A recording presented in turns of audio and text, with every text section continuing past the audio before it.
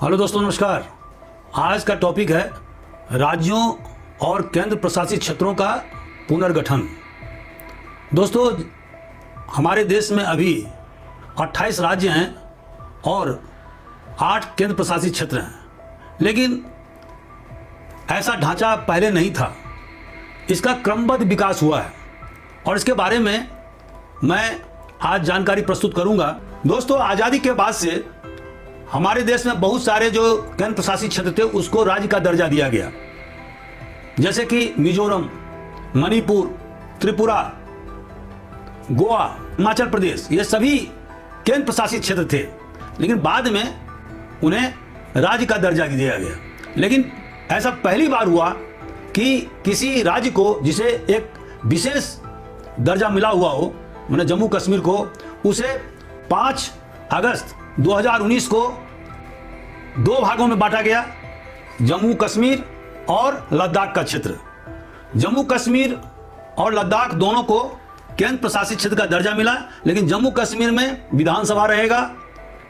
विधान परिषद जो पहले वहां लागू था उन्हें खत्म किया गया और लद्दाख में केवल एडमिनिस्ट्रेटर की नियुक्ति राष्ट्रपति के द्वारा की जाएगी और वहां पर किसी प्रकार के विधानसभा का गठन नहीं होगा।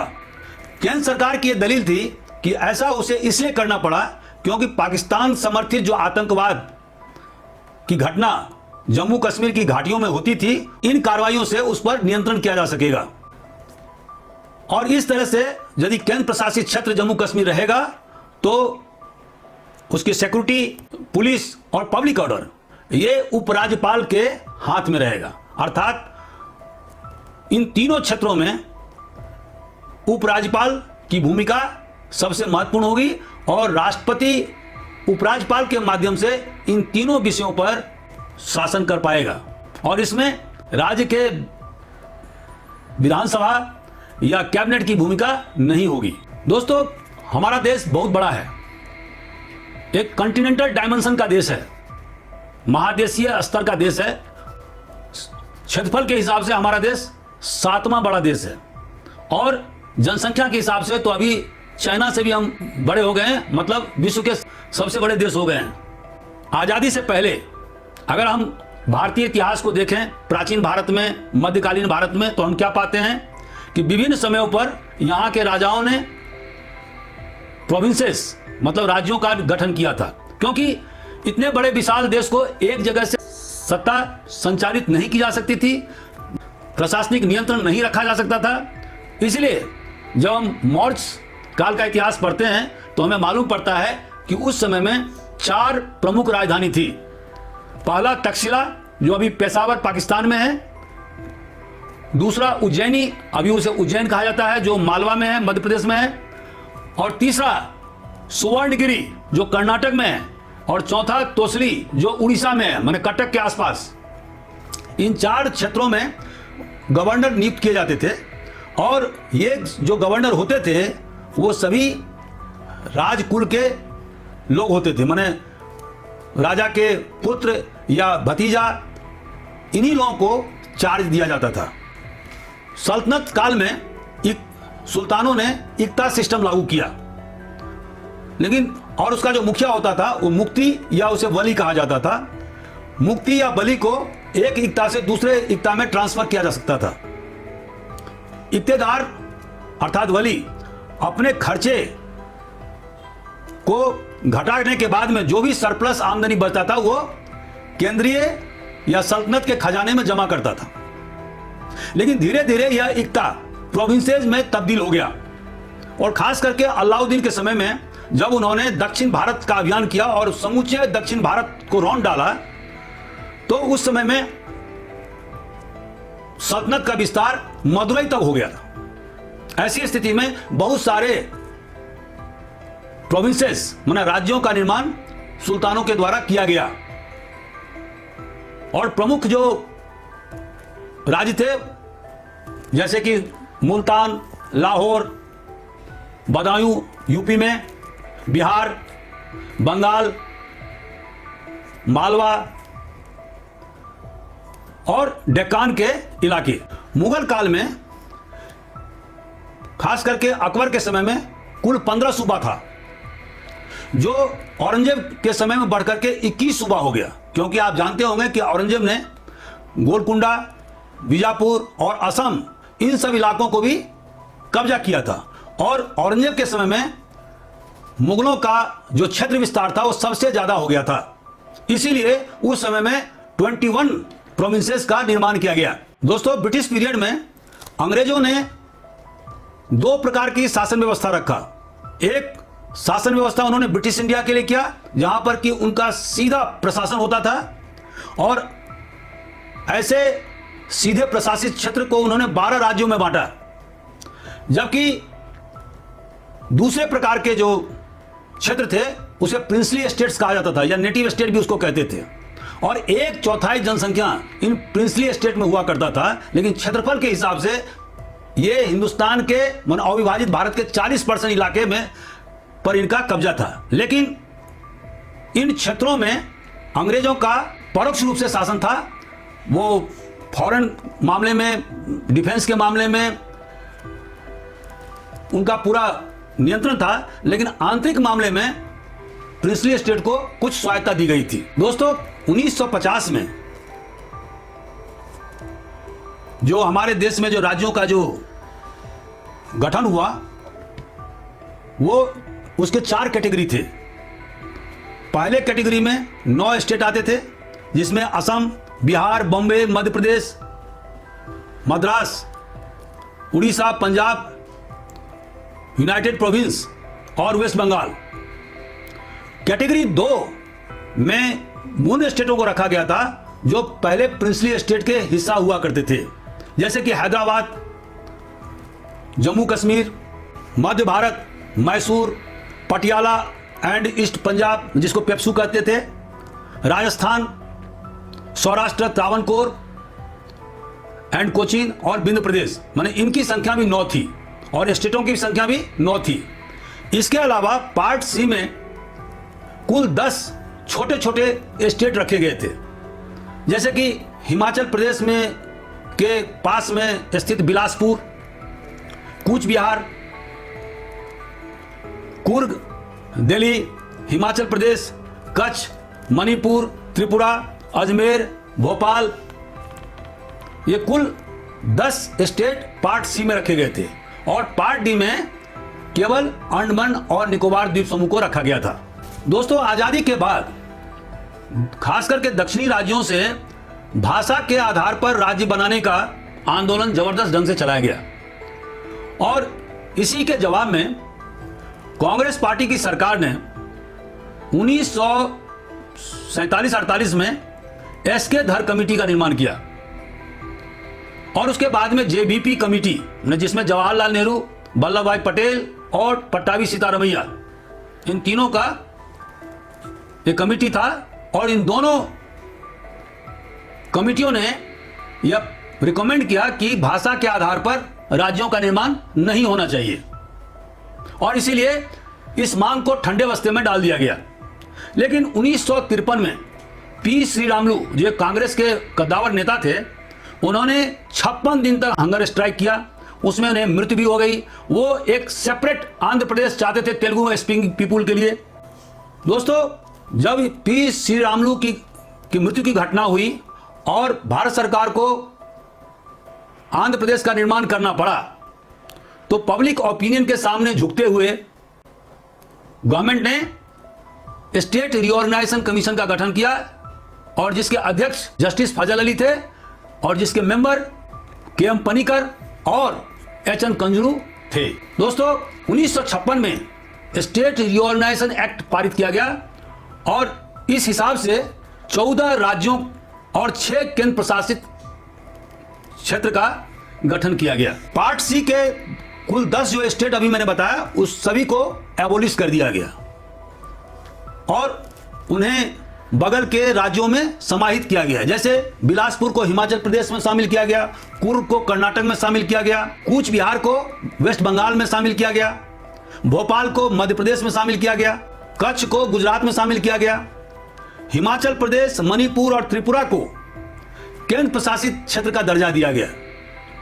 दिल्ली को भी केंद्र प्रशासित क्षेत्र का दर्जा दिया गया क्योंकि उनका स्ट्रेटेजिक लोकेशन था। दोस्तों 1956 के रीऑर्गेनाइजेशन एक्ट के द्वारा केरल राज्य का गठन किया गया, जिसमें कि त्रावणकोर कोचीन के साथ में मालाबार का जो इलाका वो मद्रास स्टेट से काट करके उसमें मिलाया गया, और खास करके कासरगोड जो साउथ कनारा का क्षेत्र, जो कर्नाटक का क्षेत्र है, उसको भी केरल में शामिल किया गया। दोस्तों दादर और नागर हवेली ये पहले पुर्तगीज इनक्लेव हुआ करते थे, उन्हें 1954 में आजाद कराया गया और उसके बाद में 1961 में उसे एक केंद्र प्रशासित क्षेत्र का दर्जा दिया गया। 1961 में गोवा दमन दीव को पुर्तगालियों से आज़ादी दिलवाई गई, पुलिस एक्शन किया गया और उसके बाद 1962 में उन्हें केंद्र प्रशासित क्षेत्र का दर्जा दिया गया। बाद में 1987 में गोवा को पूर्ण राज्य का दर्जा दिया गया और दमन और दीव को 2020 में दादर और नगर हवेली के साथ में कंबाइन करके केंद्र प्रशासित क्षेत्र का दर्जा दिया गया है। इसी तरह से 1954 में पुडुचेरी जो एक फ्रेंच इनक्लेव था, उसे भी भारत सरकार ने 1962 में केंद्र प्रशासित क्षेत्र का दर्जा दिया। मणिपुर, त्रिपुरा और मेघालय को 1972 में राज्य का दर्जा दिया गया। साथ ही मिजोरम और अरुणाचल प्रदेश जो केंद्र प्रशासित क्षेत्र थे, उन्हें 1987 में पूर्ण राज्य का दर्जा दिया गया। 1963 में नागालैंड को आसाम से काट करके नागाओं के इच्छाओं के अनुरूप एक पृथक से राज्य का गठन किया गया, जिसे नागालैंड कहते हैं। वहां पर बहुत जबरदस्त ढंग से विद्रोह हो रहे थे, उसे शांत करने के लिए, उनकी आकांक्षाओं की आपूर्ति करने के लिए नागालैंड का गठन किया गया। दोस्तों सिक्किम जो एक प्रोटेक्टरेट स्टेट हुआ करता था, उसे 1975 में पूर्ण राज्य का दर्जा दिया जा करके 22वें स्टेट के रूप में भारत संघ में शामिल किया गया। 2014 में तेलंगाना को आंध्र प्रदेश से काट करके एक पृथक राज्य का निर्माण किया गया, क्योंकि वहां पर जबरदस्त ढंग से आंदोलन हो रहे थे। इसी तरह से 2019 में जो अभी मैंने बताया, जम्मू कश्मीर जो एक राज्य, पूर्ण राज्य का दर्जा प्राप्त था, जिसमें लद्दाख भी शामिल था, उसे केंद्र प्रशासित क्षेत्र में तब्दील कर दिया गया। लद्दाख को अलग से केंद्र प्रशासित क्षेत्र घोषित किया गया और धारा 370 के अधीन जो उसे विशेष अधिकार मिले हुए थे, उसको समाप्त कर दिया गया। दोस्तों आज की स्थिति में भारत संघ में कुल 28 पूर्ण राज्य हैं और कुल 8 केंद्र प्रशासित क्षेत्र हैं। आखिर सवाल उठता है कि स्टेट रिऑर्गेनाइजेशन माने राज्यों के पुनर्गठन करने की क्या आवश्यकता पड़ी? आखिर क्यों लोग पृथक राज्य के गठन के लिए आंदोलन करते हैं, विद्रोह करते हैं, अशांति फैलाते हैं? उसके कारण क्या है? पहला कारण है लिंग्विस्टिक, माने भाषाई आधार पर। जैसा कि अभी मैंने पी श्रीरामुलु का उदाहरण बताया, इसी तरह से देश के अन्य भागों में भी भाषा के आधार पर राज्य बनाने का जबरदस्त ढंग से आंदोलन चलाया गया। जैसे कि बॉम्बे प्रांत को 1960 में विभाजित करके मराठी स्पीकिंग महाराष्ट्र और गुजराती स्पीकिंग गुजरात स्टेट का निर्माण किया गया। 1966 में पंजाब सूबा को 2 भाग में विभाजित किया गया। जो हिंदी स्पीकिंग एरिया था उसे हरियाणा राज्य बनाया गया और जो पंजाबी स्पीकिंग एरिया था उसको पंजाब कहा गया। दोस्तों इथनिक एफिनिटी के कारण भी हमारे देश में बहुत सारे राज्यों का निर्माण खास करके उत्तर पूर्वी क्षेत्र में हुआ है। जैसे कि मिजो लोगों ने अलग राज्य बनाने के लिए जबरदस्त ढंग से विद्रोह किया था लालडेंगा के नेतृत्व में। उसी तरह से मणिपुर, त्रिपुरा, अरुणाचल प्रदेश, नागालैंड, इन राज्यों का जो निर्माण हुआ है वो इथनिक एफिनिटी के आधार पर हुआ है। जैसे कि मेघालय, जिसमें कि गारो, जैंतिया और खासी जनजाति के लोग रहते हैं, पहले यह आसाम राज्य का हिस्सा हुआ करता था, लेकिन इन जनजातियों ने जबरदस्त ढंग से आंदोलन चलाया और उन्होंने कहा कि असम से उनका जो कल्चरल जो आइडेंटिटी है वो अलग है, उनकी जो इथनिक एफिनिटी है वो टोटली अलग है, इसीलिए उन्हें सेपरेट राज्य चाहिए और इसीलिए भारत सरकार ने 1972 में उन्हें पृथक राज्य का दर्जा दिया। दोस्तों एक अन्य कारण है आर्थिक विषमता, इकोनॉमिक डिस्पैरिटी।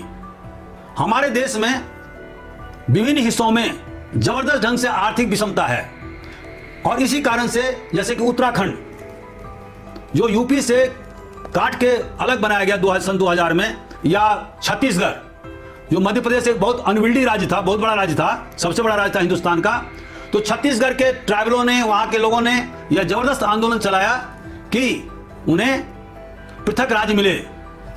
झारखंड के आदिवासियों, जहां जो बहुत ज्यादा बहुतायत में रहते हैं, वहां पर उनका कहना था कि बिहार प्रांत में रहने के कारण से उन पर विशेष रूप से ध्यान नहीं दिया जा रहा है, उनकी जो आर्थिक स्थिति है बहुत ही कमजोर है, इसलिए उन्हें पृथक राज्य मिले। साथ साथ उन्होंने यह भी मांग किया कि वो बहुतायत में उस इलाके में ट्राइबल्स रहते हैं और उसकी पहचान या आइडेंटिटी बचाने के लिए पृथक राज्य जरूरी है। और इसीलिए सन 2000 में तीनों राज्य माने उत्तराखंड, झारखंड और छत्तीसगढ़ का निर्माण किया गया। इसी तरह से ट्राइबल आइडेंटिटी, जैसा कि मैंने अभी बताया कि झारखंड या छत्तीसगढ़ का जो निर्माण हुआ वो ट्राइबल माने आदिवासियों की पहचान को बचाने के लिए, ताकि वो अपने ही क्षेत्र में अल्पसंख्यक ना हो जाएं, माइनॉरिटी में नहीं हो जाएं, इसके लिए उन्होंने जबरदस्त आंदोलन चलाया और जिसके कारण से उन्हें ये दोनों राज्य दिए गए।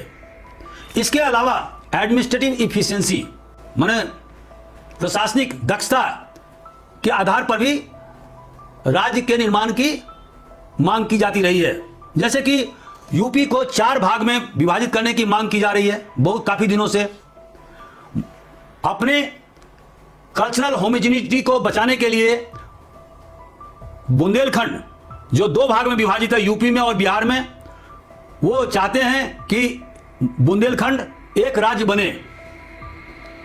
जो मध्य प्रदेश में जो हिस्सा है और जो यूपी में जो हिस्सा है, दोनों को मिलाकर के एक राज्य का गठन किया जाए। तो जो बड़े बड़े राज्य हैं वहां पर भी यह मांग चली आ रही है कि उनको विभाजित किया जाए और छोटे छोटे राज्यों का निर्माण किया जाए। एक और कारण है इंट्रा रीजनल डिस्पैरिटी। जैसे कि दोस्तों आप जानते हैं, जैसे यूपी है तो पश्चिमी यूपी के जो फार्मर्स हैं उन्हें ग्रीन रिवॉल्यूशन का जबरदस्त फायदा मिला, लेकिन पूर्वी यूपी के फार्मर्स को हरित क्रांति का फायदा नहीं मिला, जिसके कारण से जो उनकी जो पर कैपिटा इनकम है वो पश्चिमी यूपी के फार्मर से आधे से भी कम है। इसी तरह से अगर आप बिहार के भूभाग को देखेंगे तो गंगा के उत्तर अधिकांश इलाके काफी पिछड़े हैं, क्योंकि 4 से 5 महीना तो अधिकांश इलाके बाढ़ में डूबे रहते हैं, लोगों को पलायन का सामना करना पड़ता है। इस कारण से अगर पर कैपिटा इनकम पटना और उसके आसपास के जिलों को देखा जाए और उत्तर बिहार के मधुबनी, दरभंगा या सीतामढ़ी के जिलों का देखा जाए तो दोनों में जबरदस्त असमानता है, और इसके कारण से भी राज्यों को तोड़ने और अलग राज्य बनाने की मांग उठती रही है। अपने कल्चरल आइडेंटिटी को बचाने के लिए गोरखा लोगों ने गोरखालैंड आंदोलन चलाया था और उन्होंने मांग किया था कि वेस्ट बंगाल से काट करके दार्जिलिंग और उसके आसपास का इलाके को गोरखालैंड राज्य घोषित किया जाए। दोस्तों, स्टेट माने राज्य और यूनियन टेरिटरी में अंतर क्या है? तो जैसा कि आप जानते हैं हमारे संविधान के 7वें अनुसूची में यूनियन लिस्ट, स्टेट लिस्ट और कंकरेंट लिस्ट लिखा गया है, और हर एक राज्य को स्टेट लिस्ट में जो विषय बताए गए हैं उसमें कानून पास करने का अधिकार है। साथ साथ जो कंकरेंट या समवर्ती सूची में जो सब्जेक्ट हैं उस पर भी उन्हें कानून बनाने का अधिकार है। लेकिन यूनियन टेरिटरी के मामले में ऐसा कोई उपबंध हमारे संविधान में नहीं है, नंबर 1। नंबर 2, राज्य का जो राज्य प्रमुख होता है वो राज्यपाल होता है और शासन प्रशासन उसी के नाम से चलाए जाते हैं, जबकि केंद्र प्रशासित क्षेत्र का जो राज्य प्रमुख होता है वो सीधे प्रेसिडेंट होता है, जो एडमिनिस्ट्रेटर माने प्रशासक या लेफ्टिनेंट गवर्नर या उपराज्यपाल के माध्यम से प्रशासन चलाता है। बहुत सारे करों को राज्य शासन के द्वारा, वहां के असेंबली के द्वारा अधिरोपित किया जा सकता है, लेकिन ऐसा केंद्र प्रशासित क्षेत्र के संबंध में नहीं लागू होता है। और खास करके जिन केंद्र प्रशासित क्षेत्रों में राज्य विधानसभा नहीं है वहां पर उनके बजट या उनके संबंधित कानून सारे जो है वो पार्लियामेंट के द्वारा पास किए जाते हैं। दोस्तों, राज्यों को राज्यसभा में एमपी के सीट का आवंटन है, जैसे कि मध्य प्रदेश को 11 एमपी का आवंटन है राज्यसभा में, यूपी को 31 एमपी का आवंटन है राज्यसभा में, लेकिन ऐसा केंद्र प्रशासित क्षेत्र में नहीं है जहां पर कि विधानसभा नहीं है। एक और डिफरेंस है कि राष्ट्रपति के चुनाव में वो केंद्र प्रशासित क्षेत्र भाग नहीं लेते जहां पर कि विधानसभा नहीं है। तो आज की स्थिति में 3 ऐसे केंद्र प्रशासित क्षेत्र हैं जहां पर की विधानसभा स्थित है, जैसे पुडुचेरी, दिल्ली और जम्मू एंड कश्मीर। दोस्तों, अब प्रश्न उठता है कि संवैधानिक उपबंध क्या है। तो हमारे संविधान के धारा 1 में यह स्पष्ट रूप से बताया गया है कि India that is Bharat shall be A union of states. यहां पर फेडरेशन वर्ड का इस्तेमाल नहीं किया गया है। यूनियन मतलब होता है कि ये जो यूनियन गवर्नमेंट है उसका निर्माण राज्यों के सहमति से नहीं किया गया है। और दूसरा इसका मतलब होता है कि राज्य को केंद्र से अलग होने का अधिकार नहीं है। तो इसका मतलब यह हुआ कि जो यूएसए के माने अमेरिका के संविधान में जो उपबंध है, जहां पर कि राज्य को तोड़ा या घटाया या बढ़ाया नहीं जा सकता बिना उसकी सहमति का, ऐसा हमारे देश में यह उपबंध नहीं है। यहां पर राज्य को केंद्र के द्वारा मतलब पार्लियामेंट के द्वारा तोड़ा जा सकता है, घटाया जा सकता है, कम किया जा सकता है या उसको विलोपित किया जा सकता है, दूसरे राज्यों में मर्ज किया जा सकता है। यह हमारे संविधान के धारा 3 में वर्णित है। लेकिन इसके लिए एक शर्त है कि अब जब भी कोई स्टेट रिऑर्गेनाइजेशन बिल पार्लियामेंट में पेश किया जाएगा तो बिना राष्ट्रपति के सहमति से नहीं लाया जाएगा। दूसरा कि संबंधित विधानसभा मैंने जिस राज्य को घटाया या बढ़ाया या उसको समाप्त करने की योजना है, उस राज्य के विधानसभा से अनुमति प्राप्त या उसका सहमति प्राप्त किया जाएगा। लेकिन राष्ट्रपति के लिए या पार्लियामेंट के लिए यह होना जरूरी नहीं है। अगर उस राज्य ने सहमति नहीं भी दिया तो पर भी पार्लियामेंट उस राज्य को अगर चाहे तो उसको डिमिनिश माने कम कर सकती है, बढ़ा सकती है, घटा सकती है या समाप्त कर सकती है। लेकिन जब किसी राज्य के हिस्से को किसी विदेशी देश को दिया जाना है तो ऐसी स्थिति में वहां पर संविधान संशोधन विधेयक लाना होगा। अभी तक जो मैंने बताया इसमें किसी भी संविधान संशोधन विधेयक की जरूरत नहीं है, मतलब वो धारा 368 से हिट नहीं होता है। मतलब सामान्य जो विधेयक की प्रक्रिया है उसके तहत में राज्यों का निर्माण किया जा सकता है, उसे घटाया जा सकता है, बढ़ाया जा सकता है। लेकिन जब राज्य के किसी भूभाग को दूसरे देश को समर्पण किया जाता है तो ऐसी स्थिति में पार्लियामेंट के द्वारा संविधान संशोधन विधेयक पास करने के बाद ही दिया जा सकता है। दोस्तों, आजादी के बाद से खास करके जब 1951 में हमारे देश में योजना आयोग की शुरुआत हुई और प्रथम पंचवर्षीय योजना का प्रारंभ हुआ, उसी समय से हमारे योजनाकर्ताओं ने कोशिश किया कि जो रीजनल जो डिस्पैरिटी है, जो क्षेत्रीय जो असंतुलन है, उसको कम किया जाए। और उसके लिए बैकवर्ड एरियाज के लिए जो पिछड़े हुए क्षेत्र थे उनको विशेष एलोकेशन दिया गया। विभिन्न योजनाओं में उन्हें सब्सिडी दी गई, इनकम टैक्स रिबेट दिया गया, बैकवर्ड एरिया फंड का निर्माण किया गया, ट्रांसपोर्ट सब्सिडी दी गई, इन्वेस्टमेंट में सब्सिडी दी गई। यदि कोई इंटरप्रेन्योर या जो पूंजीपति अगर वहां कोई इंस्टीट्यूट या इंडस्ट्री खोलना चाहता है तो इस प्रकार से, और नॉर्थ ईस्टर्न रीजन में भी इसी प्रकार से विभिन्न सुविधाएं केंद्र सरकार के द्वारा दिए गए हैं और अभी तक दी जा रही है। लेकिन इसके बावजूद भी जो रीजनल डिस्पैरिटी है उसमें कमी नहीं आई। जैसे मसलन जब देश आजाद हुआ था तो बिहार का per capita income Bombay presidency के पर कैपिटा इनकम का आधा था। लेकिन आज की स्थिति में बॉम्बे प्रेसिडेंसी का पर कैपिटा इनकम 4 गुना से ज्यादा है। अगर आप गोवा के पर कैपिटा पर व्यक्ति आय और बिहार के पर व्यक्ति आय से तुलना करें तो आपको पता लगेगा कि कम से कम यह 8 से 9 गुना ज्यादा हो गया है। तो इसका मतलब यह हुआ कि इतना प्रयास करने के बावजूद भी जो आर्थिक जो विषमता है, जो डिस्पैरिटी है, वो कम नहीं हो रही है। अतः इस ओर हमें विशेष ध्यान देना होगा। जो पिछड़े राज्य हैं बिहार, या जो इंट्रा रीजनल डिस्पैरिटी है, जैसे उत्तर बिहार और दक्षिण बिहार के बीच में जो खाई है, या ईस्टर्न यूपी और पश्चिमी यूपी के बीच में जो जबरदस्त आर्थिक विषमता है, उसे दूर करना होगा। इंडस्ट्री लगाने होंगे, एग्रीकल्चर क्षेत्र को मजबूत करना होगा, बाढ़ पर नियंत्रण करना होगा, कृषि को लाभदायक बनाना होगा ताकि लोग पलायन न कर सकें। और साथ ही जो ट्राइबल एरियाज है, खास करके जो शेड्यूल 5 और शेड्यूल 6 में जो ट्राइबल काउंसिल की जो उपबंध किया है हमारे संविधान ने, उसको और मजबूती प्रदान करना होगा ताकि वो ऑटोनोमस बॉडी के रूप में काम करें, संबंधित राज्य विधानसभा के एक अपेंडेज या पिछलग्गू होकर के काम नहीं करें। यदि संसाधनों का वितरण इक्विटेबल होगा, लोगों को बेसिक नेसेसिटीज की पूर्ति संभव हो पाएगा तो जो विभिन्न जो छोटे छोटे राज्य बनाने के जो प्रयास या आंदोलन हो रहे हैं देश के विभिन्न भागों में, उसमें रुकावट आएंगी। नहीं तो यह लगातार बढ़ता जाएगा। जैसे कि अभी विदर्भ में, जो महाराष्ट्र का क्षेत्र है विदर्भ, वहां के लोगों के द्वारा जबरदस्त आंदोलन चलाया जा रहा है कि उन्हें पृथक राज्य का दर्जा दिया जाए। हर एक साल हजारों किसान आत्महत्या करते हैं वहां पर। इसी तरह से कर्नाटक का जो हैदराबाद वाला रीजन है वो सम्यक रूप से विकसित नहीं हो पाया है।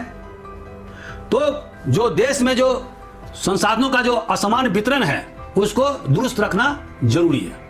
तो दोस्तों, आज मैं अपने उद्बोधन को यही समाप्त करता हूं। अगर आपको कोई कमेंट देना हो तो आप निश्चित रूप से लिखिए। मैंने डिटेल में डिस्क्रिप्टिव नोट्स में अंग्रेजी में लिखा है, उसे जरूर पढ़िए। Thank you very much.